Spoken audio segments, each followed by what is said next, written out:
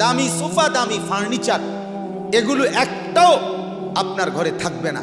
পরবর্তী 20 বছরের ব্যবধানে এর সব কিছু হারায়ে ফেলবেন, কিন্তু সেজদা, গোলামি, বন্দিগি, নামাজ, আল্লাহর কোরআন, স্ত্রী সন্তানের দিনদারি, আল্লাহর কসম সেটা শেষ হবে না।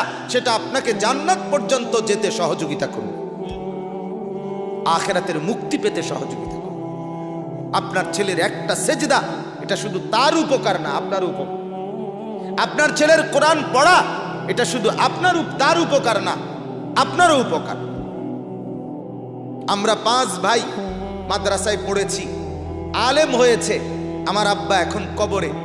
আমরা সারা দেশ ঘুরে যেটুকু কথা বলার তৌফিক হয়েছে, আল্লাহ যদি কিছু নেকি দেয়, সেটা কি আমার আব্বার কবরে যাবে না? কথা বলেন না কেন? তো আমার আব্বাও লাভবান, আমিও লাভবান। আমারে কোরআন শিখানোয় বাপও লাভ, আমারও লাভ। বাবা এখন কবর থেকেও নেকি পাচ্ছে, আর আমি মেহনত করলে, তৌফিক দিলে আল্লাহ আমারও নেকি হচ্ছে। তো লস কোথায়? লস কোথায়? আল্লাহকে পেয়ে আমার শায়েখ আল্লামা মুফতি মুশতাকুন নবী সাহেব বলে, আল্লাহকে পেয়ে যদি দুনিয়াও না পায়, সে সবই পেয়েছে। আল্লাহকে না পেয়ে যদি তারা দুনিয়াও পায়, কিছুই পায়। জুতু মেরা তু সব মেরা। যখন আল্লাহ আমার, সবই আমার। যখন আল্লাহ আমার নাই, কিছুই আমার নাই, কিছুই আমার নাই। এজন্য আমার বাপ, আমি আবারও শুরুতে বলে নিলাম, প্রত্যেকে এই মাদ্রাসা না, শুধু চতুর্দিকের অগণিত মাদ্রাসা, আলহামদুলিল্লাহ আপনারা এখানে প্রত্যেকে ওয়াদা করেন আপনারা আপনাদের সন্তানদেরকে দ্বীন শেখাবেন। বলেন ইনশাআল্লাহ। বাধ্যতামূলক, বাধ্যতামূলক, বাধ্যতামূলক। ইমানের জন্য, ইমানের জন্য। আগামী প্রজন্ম স্মরণ করবে না, নয়তো নাস্তিকরা কোমর বাইন্ধা লাগছে, বেঈমান কোমর বাইন্ধা লাগছে। স্পষ্টভাবে দেওয়া হয়েছে বইতে যে লিঙ্গ বৈষম্য কোনো যুক্তিসঙ্গত বিষয় না, অর্থাৎ পুরুষ নারী এটা আলাদা পার্থক্য করা এটা উচিত না। বর্তমান আধুনিক পৃথিবীতে যার যেটা মনে হয়, যখন যেটা মনে হয়, আমার যদি মনে হয় এখন আমি মহিলা, তাহলে আমি মহিলাদের সাথে বসবো। আমার যদি এখন মনে হয় আমি পুরুষ, তাহলে আমি বেড়াইতের লোকে বমু। এটা হলো বর্তমানের চেতনা। লিঙ্গ বৈষম্য অর্থাৎ পুরুষ নারীর আলাদা 2 ভাগ, এটা নাই, এটা নাই। বইতে লিখছে স্পষ্ট। এক ছেলের নাম শরীফ, সে কিছুদিন পরে বলতেছে না আমার নাম শরীফা, আমি মেয়ে। হে কয়তো ঠিকই আছে, তার কাছে যেটা মনে হয় এটাই হিসাব, আমার কাছে যেটা মনে হয়। পাগল, কি পরিমাণ পাগল! আল্লাহ তাআলা আমাদেরকে মাফ করে দেন। অতএব আমরা প্রত্যেকেই সচেতন থাকা চাই। আমাদের সন্তান কি পড়বে, আল্লাহর দোহাই ওলামায়ে কেরাম থেকে জেনে নিবেন, বুঝে নিবেন, ওলামায়ে কেরাম থেকে জিজ্ঞেস করে নিবেন। আপনার সন্তান আপনার কাছে আমানত, আল্লাহ তাআলার পক্ষ থেকে। হাদিসের মধ্যে আছে, নবীজি বলেন, প্রত্যেকটা মানব সন্তান ইসলাম মানার পূর্ণ যোগ্যতা নিয়ে পৃথিবীতে ভূমিষ্ঠ হয়। আল্লাহ যখন পাঠায় পৃথিবীতে, ইসলাম মানার যোগ্যতা দিয়েই পাঠায়, দ্বীন মানার যোগ্যতা দিয়েই পাঠায়। আল্লাহ তাআলা শরীরের গঠন এভাবেই বানায় যে ইসলাম মানার যোগ্যতা দিয়ে। আপনি মনে করেন আমার খুলনার হজরত আরিফ বিল্লাহ হজরত মাওলানা মুফতি নুরুল আমিন সাহেব, আমাদের একজন বড় শায়েখ, উনি একদিন বলছিলেন এই কথা যে আল্লাহ তাআলা বানাবার ক্ষেত্রে পরিকল্পিত করে ইসলাম বানাবার যোগ্যতা দিয়ে শরীরটাকে বানাইছেন। তো হজরত এটা উদাহরণ দিছেন, মনে করেন এই হাতের তালুতে পানি নিয়ে সমস্ত মুখমণ্ডল অজুর জন্য ধৌত করা ফরজ, ফরজ কিনা বলেন না? এখন হযরত বলেন এইখান থেকে এই পর্যন্ত হাতের এই তালু, এইটা ঠিক যেই সাইজ, এখান থেকে এই পর্যন্ত ঠিক এই সাইজ আল্লাহ তাআলা এই পরিমাণ মিলাইয়া দিছে যাতে আমার বান্দা অজু করার উপযোগী হাতের তালু হয়, মুখ মাছ ধোয়ার। তো এটা আল্লাহ তাআলা হিসাব করে শরীরের গঠন এভাবে সাজায় দিছে দ্বীন মানার যোগ্যতা নিয়ে।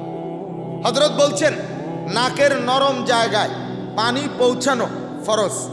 তো এই হাতের তালুতে এই এখানে এখানে কেউ যদি পানি নেয় আর নাকের নরম জায়গা যেটা ভাঙ্গে নাক, এই যেরকম নাক ভাঙ্গে যেমনে, এটারে কয় নরম জায়গা। এখানে জায়গা যেদূর এখানে পানি আটে অদ্দু, এখানে পানি নিয়ে টান দিলে ঠিক কতটুকুই যাবে, এখানের জন্য পানি লাগে যে। আল্লাহ তাআলা হিসাব করে রব্বুল আলামিন আমাদের শরীরের গঠন সাজায় দিছে। আল্লাহ তাআলা হিসাব করে 4টা আঙ্গুল সোজা সোজা, এই একটা আঙ্গুল এদিকে কোনা বাঁকা করা। কেন? আল্লাহকে বলেন, রব্বুল আলামিন বলবে, বান্দা তোমাকে তাসবিহ পড়তে হবে, সুবহানাল্লাহ আলহামদুলিল্লাহর তাসবিহ আমি জানি, এজন্য আমি ইচ্ছে করে এটা বাঁকা করে দিছি যাতে বাকি আঙ্গুলের তাসবিহ পড়তে আরামসে। এটা পরিকল্পিত, এটা ইচ্ছা করে হঠাৎ বাঁকা করে দিছি না। আল্লাহ তাআলা বলেন, আমরা এইভাবে দেখেন, এই গাছগুলো দাঁড়িয়ে রিজিক গ্রহণ করছে, গরু ছাগল উপর হয়ে রিজিক গ্রহণ করছে, এই পাথর বালুর ডিবি পাহাড় এরা বসেই রিজিক গ্রহণ করছে, কীট পতঙ্গ এরপরে সাপ বিচ্ছু এগুলা শুয়েই রিজিক গ্রহণ করছে। তাহলে শুধু খাবার, শুধু নিদ্রা, শুধু জৈবিক চাহিদা, শুধু পেশাব পায়খানা, এটার জন্য একরকম আইটেম হইলেই হয়, হয় দাঁড়ানো, নইলে উপর হওয়া, নয়তো বসা, নয়তো শোয়া।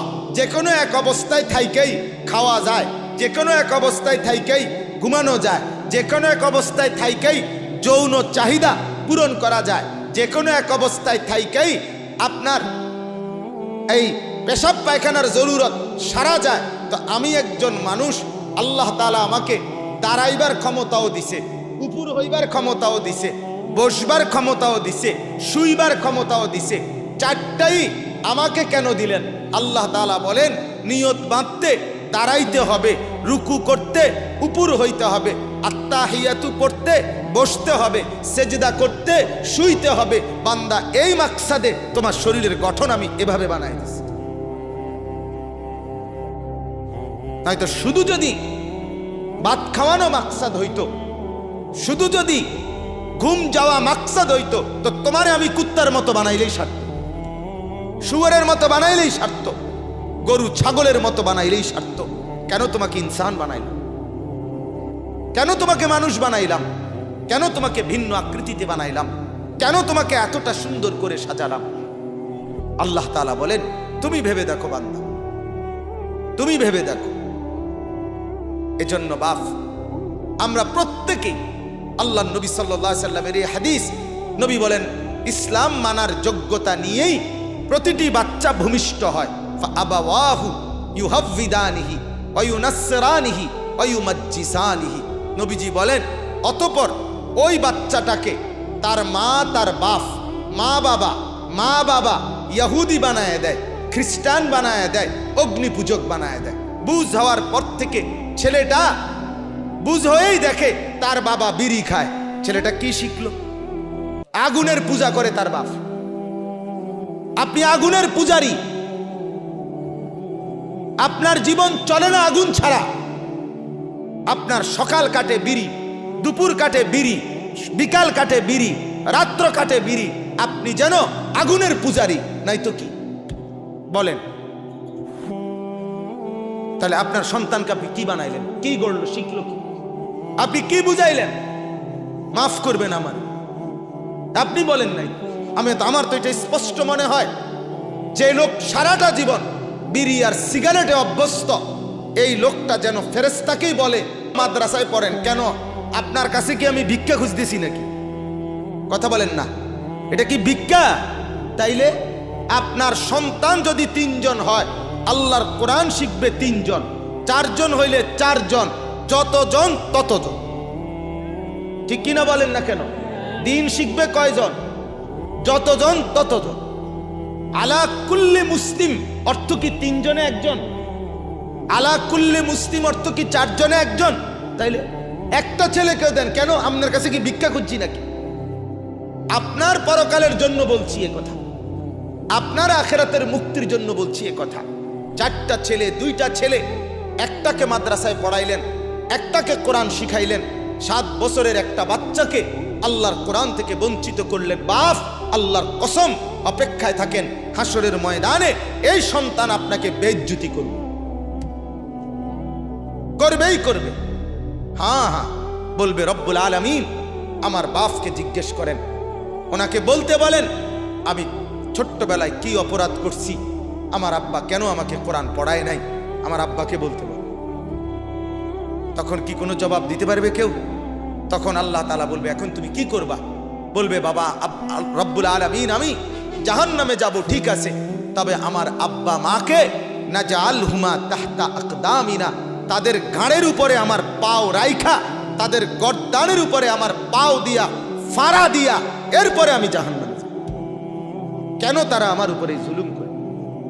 আমি ছোটবেলায় কি অন্যায় করছিলাম, আমি কি অপরাধ করছিলাম যে কারণে আমাকে দিন শিখায় না? এজন্য একজনকে বঞ্চিত করবেন না, বলেন ইনশাআল্লাহ। একজনকেও না, একজনকেও।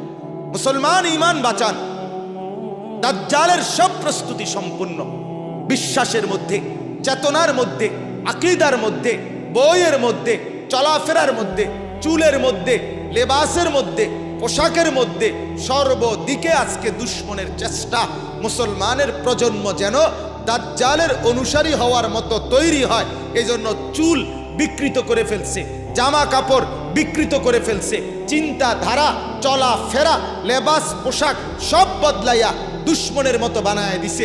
এখনো যদি আমরা না বুঝি, নিজের সন্তান বাচ্চার ঈমান না বাঁচাই, তাহলে আগামী প্রজন্মে যেই কোনো মুহূর্তে দাজ্জালের খপ্পরে পড়ে চিরস্থায়ী জাহান্নামী হয়ে যায়। আল্লাহ তাআলা আমাদেরকে হেফাজত করেন, আল্লাহ তাআলা আমাদের কলিজার মধ্যে বুঝ দান করেন। চলেন আয়াতের তর্জমাটা শুনেন।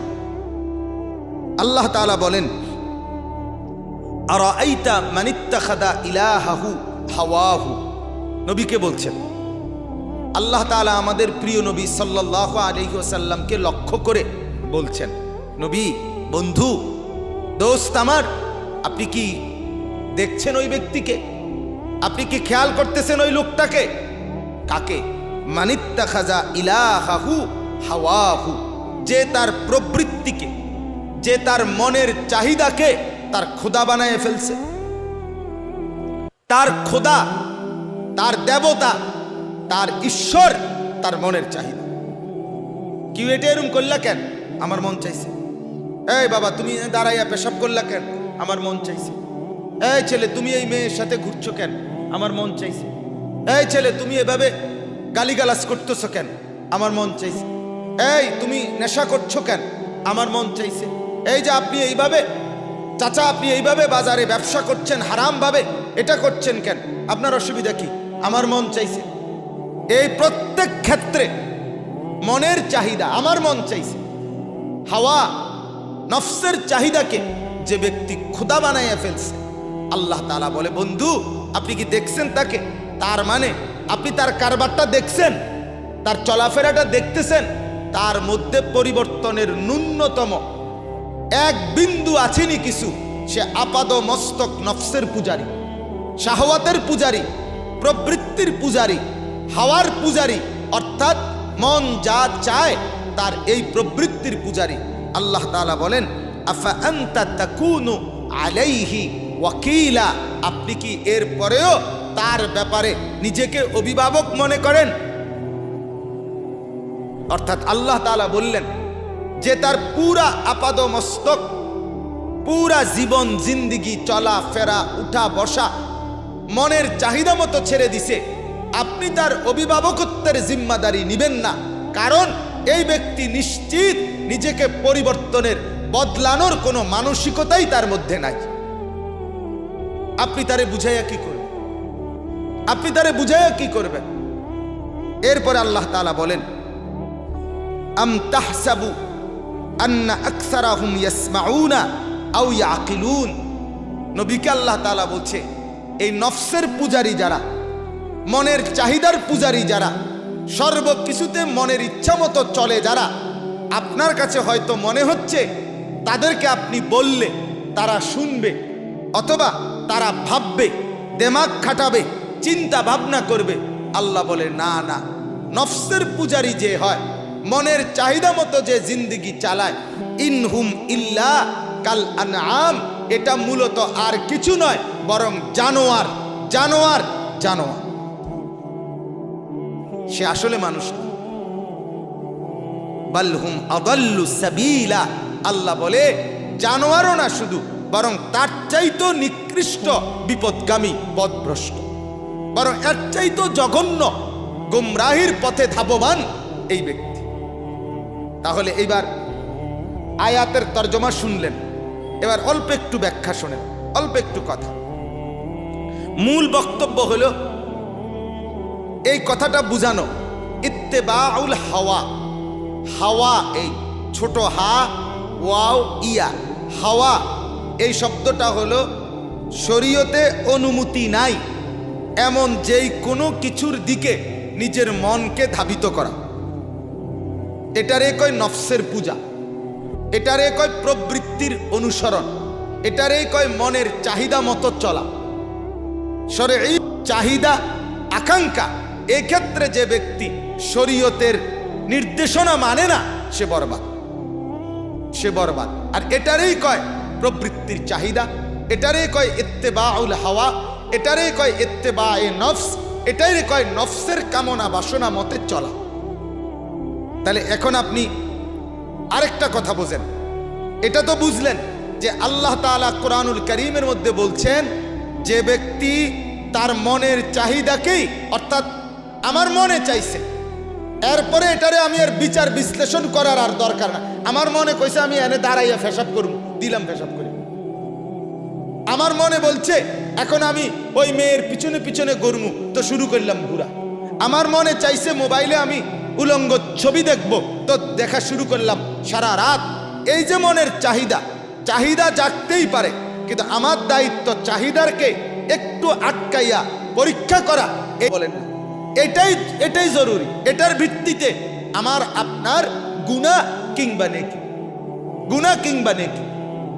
তো আল্লাহ তাআলা কোরআনুল কারীমের এই কথা বলছেন, বন্ধু মনের চাহিদাকেই শুধু সে মাপকাঠি বানায়, খোদা বানায়, নিজে ব্যক্তিগতভাবে আল্লাহর বিধান রাসূলের বিধান জানার কোনো প্রয়োজন বোধ করে না।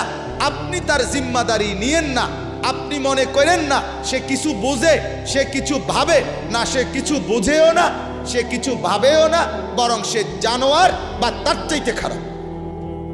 বলেন নাউযুবিল্লাহ। তাহলে আমি আপনাদের কাছে যে কথাটা বলতেছিলাম, এটাই আমার বক্তব্য, অল্প একটু কথার। মূলত মনের চাহিদা তৈরি হবে, এটা আল্লাহ প্রদত্ত। এ কথাটা বুঝলেন কিনা বলেন।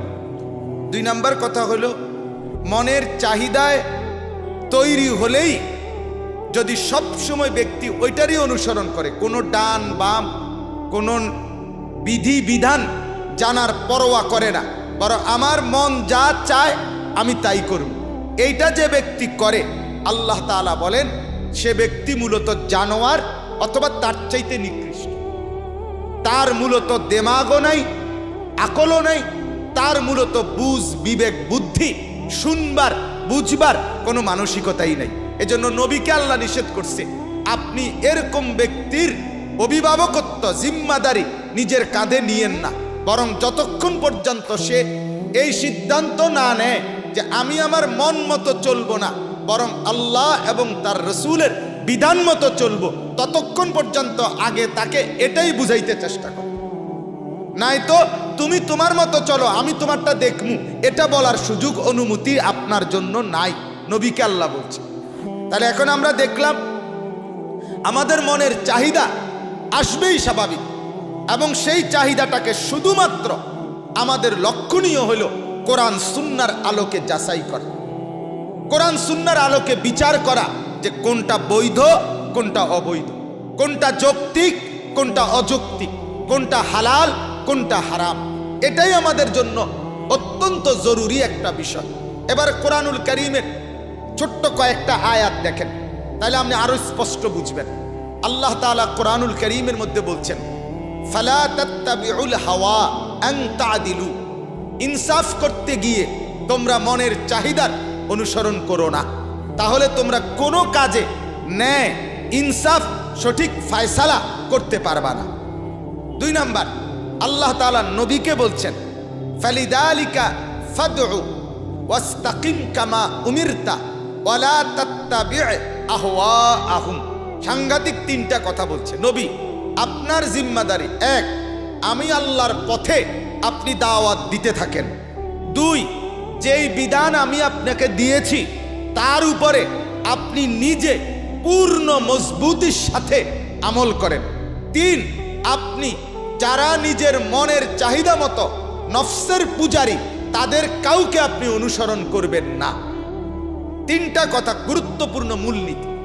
আমার পথে দাওয়াত দেন, আপনার উপরে যেই বিধান মজবুতির সাথে পালন করেন, আর নফসের পূজারী যারা মনের খেয়াল খুশি মতো চলে যারা, আপনি তাদেরকে অনুসরণ করবেন না। আচ্ছা, 3 নম্বর আয়াত কোরআনুল কারীমের মধ্যে আল্লাহ তাআলা বলেন, তাও নবীকে লক্ষ্য করে বলছেন। তাহলে মনের চাহিদা মতো চলা এবং মনের চাহিদা মতো যারা চলে তাদের সাথে উঠা বসা করা, এটা কঠোরভাবে নিষেধ, কঠোরভাবে নিষেধ, কঠোরভাবে নিষেধ। এই কথার দ্বারা আমি আপনাদেরকে যেই কথাটা ছোট্ট শুধু এটাই বুঝাইতে চাই, আমরা মুসলমান, এইখানে আমরা যারা বসছি, আমাদের জন্য রব্বুল আলামিন 2টা মাধ্যম, এ কথাটা খেয়াল করেন, 2টা মাধ্যম সর্বযুগে প্রত্যেকের জন্য আল্লাহ তাআলা ইন্তেজাম করছেন। একটা হলো কিতাবুল্লাহ, আরেকটা হলো রিজালুল্লাহ। আল্লাহ তাআলা আমাদের জন্য প্রত্যেক জামানায় আল্লাহর পক্ষ থেকে প্রেরিত কিতাব, এটা আমাদের হেদায়েতের জন্য ব্যবস্থা করছেন। 2, কিতাব আমাদের হাতে নিজে নিজে ছেড়ে দেন নাই, বরং ওই কিতাবের হেদায়েত জান্নাতের রাস্তা বুঝাবার জন্য প্রত্যেক জামানায় আল্লাহ তাআলা উপযুক্ত ওলামায়ে কেরাম প্রত্যেক এলাকায় প্রত্যেক কওমে পর্যাপ্ত পরিমাণ চাহিদা পরিমাণ ব্যবস্থা করছে। তাইলে আমি একটা উদাহরণ দেই। গত মাসে আমি ইন্ডিয়া গেছিলাম, দিল্লিতে আমার গলার অপারেশন হয়েছিল। তো আমি দিল্লি এয়ারপোর্টে নামবার আগে আমার যিনি গাইড, ওইখানে যার সাথে আমি যোগাযোগ করছি, সে কলকাতার লোক, ভারতীয় মুসলমান ছেলেটা, তো বাংলায় কথা বলে। আমি তারে বলছি যে ভাই, আমি দিল্লি এয়ারপোর্ট নাইমা আপনার কাছ পর্যন্ত আইতে পারবনি, আমি চিনমুনি। তখন সে আমারে বলল যে হুজুর, এয়ারপোর্টে বিমান থেকে নামার পর আমি পর্যন্ত আসতে এতটা নিখুঁত দিক নির্দেশনা আছে যে আপনি হারাইবার কোনো সিস্টেমে নাই। আপনি শুধু বাইরেবেন, আমি পর্যন্ত আইলেই আপনি শুধু হাঁটতে থাকবেন, এইভাবে দিক নির্দেশনা দেওয়া আছে। আপনি ইচ্ছা করেও হারাইতেন পারতেন না। কথাটা বুঝছেন কিনা? তো ঠিক আমার বলার উদ্দেশ্য হলো এই কথাটা। আল্লাহ তাআলা বলেন, বান্দা, ইন্না হাদাইনাহুস সাবিলা, আমি রব্বুল আলামিন তোমার জন্য হেদায়েতের পথ রাস্তা বিস্তারিত বলে দিয়েছি। আমি কিতাবও দিয়ে রাখছি, আমি বুঝাইবার জন্য রিজাল উপযুক্ত আলেমও তৈরি করে দিছি। 2টা থাকার পর কিতাবও আছে, আবার বুঝাইবার লোকও আছে। প্রত্যেক এলাকায়, প্রত্যেক মহল্লায়, প্রত্যেক ঘাটিতে জীবনের একবারে বিন্দু বিন্দু বিষয়ে দিন বুঝাবার। এরপরও তুমি পথ হারাইলা কেন? এরপরও তুমি জাহান্নামী হলা কেন? মূল কারণ এটাই, তুমি নিজেই সিদ্ধান্ত নিছ আমি আগুনেই জ্বলমু, আমনে আমারে বাঁচাইয়া লাভ নাই। ঠিক কিনা বলেন? নাই তো আগুনে জ্বলবার কোনো কারণ নাই। কোন মুসলমান জাহান্নামী হওয়ার কোনো কারণই হইতে পারে না। কেন জাহান্নামী হবে? কি কারণে? কি লোকের অভাবে, না বুঝার অভাবে, না কিতাবের অভাবে, না বুঝাইনার অভাবে? কি কারণ? কেন মনের চাহিদা মতো চলবেন? কেন নফসের পূজারী হবেন? আমার বাপ, তাহলে এই 2 কথা মিলাইয়া বলেন। 1 নম্বর কথা হলো, আল্লাহ তাআলা কোরআনুল কারীমের মধ্যে বারবার এটা বলছে, মনের চাহিদা মতো চইল না। কি মতো চইল না বলেন না? মনের আপনারা যারা টেলিভিশনে নাটক সিনেমা দেখেন, বলেন এটা মনের চাহিদা না? কথা বলেন না কেন? এটা শরীয়ত অনুমোদিত। আপনারা যারা বিড়ি সিগারেট খান, এটা মনের চাহিদা না? এটা শরীয়ত অনুমোদিত। আপনারা যারা কথায় কথায় গালি দেন, এটা মনের চাহিদা না? এটা শরীয়ত অনুমোদিত। তাইলে যেগুলো অনুমোদিত না, আপনার স্ত্রী বেপর্দা, আপনার ছেলেটা নামাজ পড়ে না, আপনার মেয়েটা নামাজ পড়ে না, আপনার মেয়েটা পর্দা করে না, আহারে মুসলমান, আপনি কেমনে বললে বুঝতেন আপনার ছেলে নামাজ পড়ে না, মেয়ে নামাজ পড়ে না, সারা রাত মোবাইলে উলঙ্গ ছবি দেখে, নর্তকীর নাচ দেখে, লক্ষ লক্ষ পুরুষ যুবক সারাটা জীবন এই জিনা ব্যভিচারের দৃশ্যের মধ্যে বরবাদ করে দিচ্ছে। আপনার এরপরও কি বুঝে আসে না যে আপনার জীবনের গড়া, আপনার জীবন সুন্দর করার কিছুই হইল না আপনার? আপনি কি বুঝেন না এটা? যার ছেলে নামাজি না, যার মেয়ে নামাজি না, যার স্ত্রী বেপর্দা, তার জীবনের অর্জনটা কি? তার জীবনের অর্জনটা কি? 60 বছর বয়সেও যিনি বিড়ি সিগারেটে আসক্ত, 60 বছর বয়সেও যিনি চা দোকানে টেলিভিশনে নর্তকীর নাচ দেখে, এই চাচা বুঝলোটা কি, শিখলোটা কি, জানলোটা কি, নিজেকে বদলাবে কখন? বলেন আমারে, উনি ভালো হবে কোন দিন? উনি গুনাহ ছাড়বে কোন দিন? উনি আখেরাতে যাবে কোন দিন? উনি কবরে যাবে কোন দিন? তাহলে বুঝা গেল মনের চাহিদা মতো ইমানদার চলতে পারে না। নবীজি বলেন, আল আজিজু মান আতবা নাফসাহু হাওয়াহা। নবী বলেন, ওই ব্যক্তি অপদার্থ, অক্ষম, দুর্বল, অসহায়, ওই ব্যক্তি ব্যর্থ যে তার মনের চাহিদার অনুসরণ করে।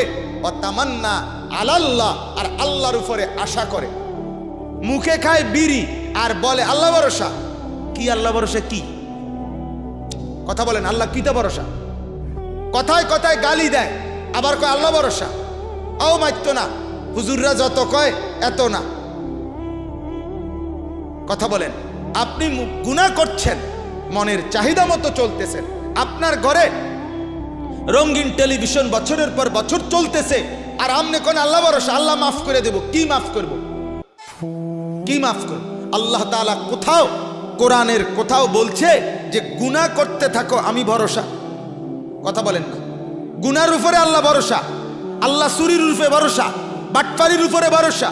আল্লাহ তাআলা তো বলছে, বান্দা তওবা করো, গুনাহ ছেড়ে দাও, আর করবা না, ওয়াদা দাও, লজ্জিত হয়ে মাফ চাও, তাইলে আমি ভরসা, তাইলে আমি ভরসা।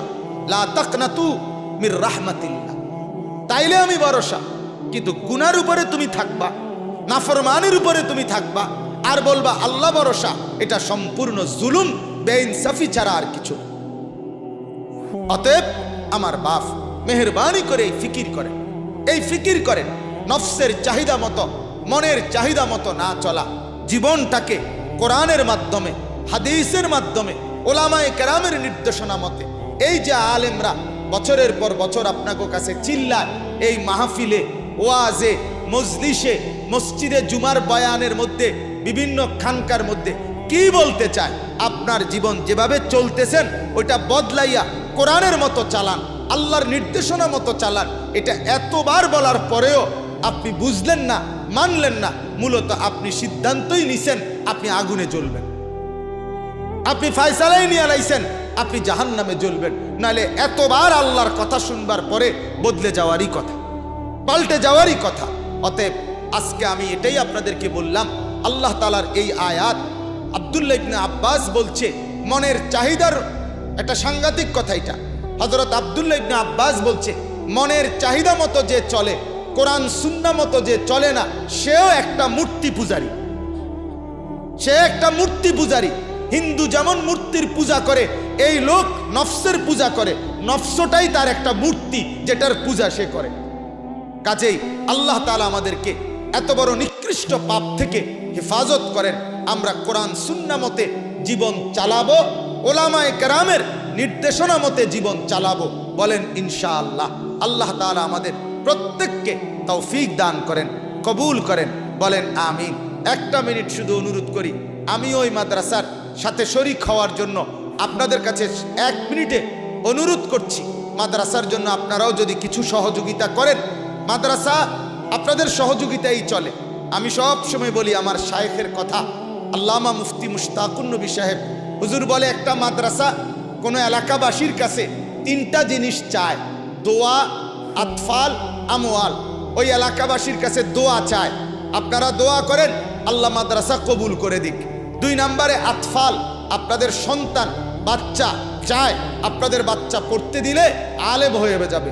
3 নম্বর আমওয়াল, আপনাদের কিছু দান সাদকা আপনারা দান করলে আল্লাহর দ্বীনের খেদমত হবে, আপনাদের আখিরাতে জাহান্নাম থেকে মুক্তির কারণ হবে। অতএব দয়া করে 1 মিনিটে আপনারাও যদি আরেকবার কেউ আল্লাহর রাস্তায় মাদ্রাসার জন্য কিছু সহযোগিতা সাদাকা করেন, ইনশাআল্লাহ বরকত হবে। দিবেন কিনা ভাই বলেন? দেন ইনশাআল্লাহ 2টা মিনিট।